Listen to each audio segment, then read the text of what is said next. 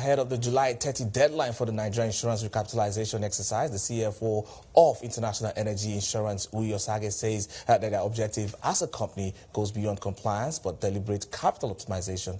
This comes as shareholders of the insurer approved a 2 billion naira equity conversion and authorized a 17.5 billion naira public offer, which will take place in March. He joins me now for more on their recapitalization strategy. Thank you so much for your time today, Uyi, and let's talk about what we're seeing play out here. First, let's understand what's happening here, what the regulator is trying to do in this space, and why that is important for now. Thank you for featuring IEI on your show. The regulators came about with a new policy called NIRA, which is the Nigerian Insurance Industry Reform Act, and the act is majorly about one, harmonization of the various laws, repealing the previous insurance bill and bringing everything into one consolidated law with the objective of, one, strengthening the capital base of the industry and bringing about risk-based supervision, and also ensuring that we are expanding into the West African region, coming up with the ECOWAS Brown Card Initiative, and also ensuring that customers get value. So in terms of claim payments, claim payment now is going to be within 60 days and strict enforcement coming from the regulator. So that is a summary of the NIRA Act and how does it impact us in IEI as an organization.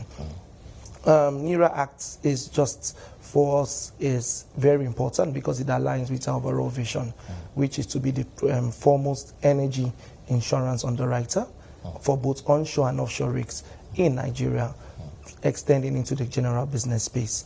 NIRA also is strengthening our capital base, and we intend to raise, in addition to the 2 billion conversion we had in December, we intend to raise 17.5 billion via a public offer sometime in March. We'll get into the details of the conversion and also the offer as well, but first is talking about the deadline coming up in July. How ready is IEI today?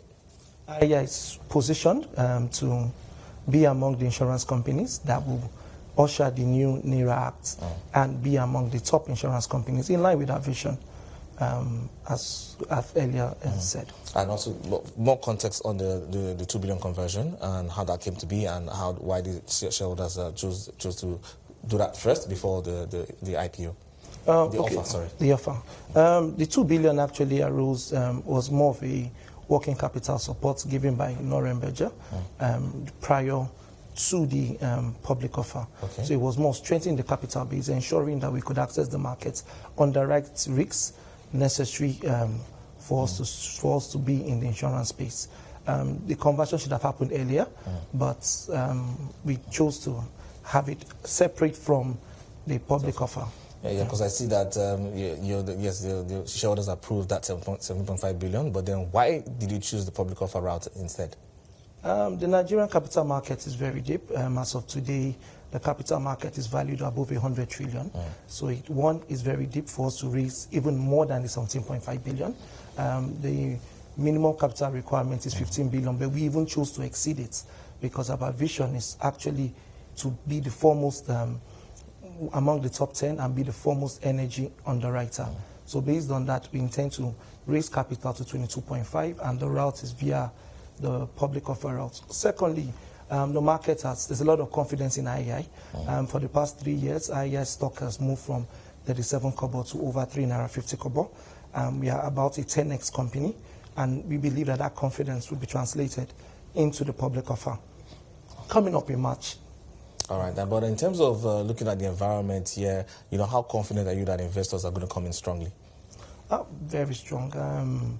We see on a daily basis how the share price of IEI has grown, and it's over a period of time. So one thing is certain, we are seeing instilled confidence back in the insurance sector, and not just the insurance sector, IEI as an organization. No doubt the sector needs stronger insurance, and definitely is going to play a lot, but is that going to solve the question of penetration, because we see that is still quite low?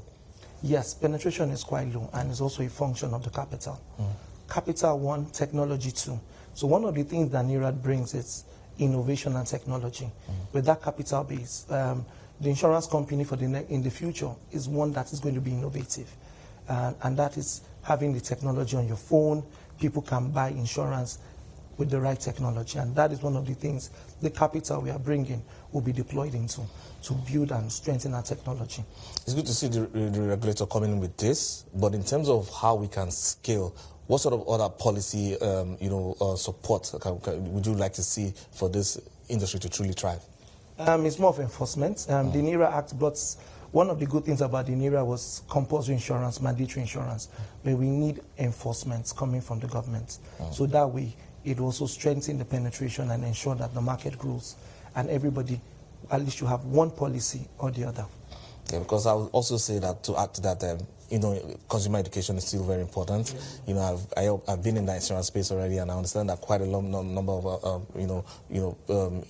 consumers don't understand the product, and also creating products that fits the lifestyle of people as well will definitely go quite a long way. But thank you so much for your time on the show today. I've been speaking with Uyo Sage, the CFO for International Energy Insurance.